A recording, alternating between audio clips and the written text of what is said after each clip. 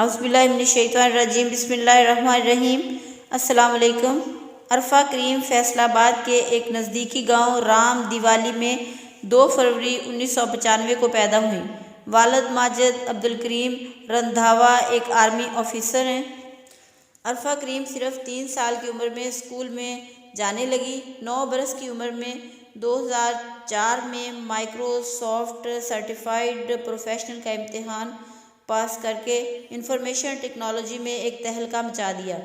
अरफा करीम रंधावा ने दुनिया की कम उम्र तरीन माइक्रोसॉफ्ट सर्टिफाइड प्रोफेशनल होने का एजाज़ हासिल किया। इससे दुनिया में पाकिस्तान का नाम रोशन हुआ। इससे दुनिया में ये पैगाम गया कि पाकिस्तान में टैलेंट की कमी नहीं है।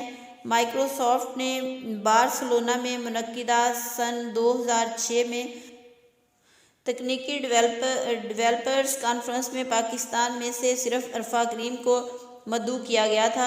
पूरी दुनिया से 5000 से ज़्यादा मदऊबीन में से पाकिस्तान का रोशन चेहरा सिर्फ अरफा करीम थी।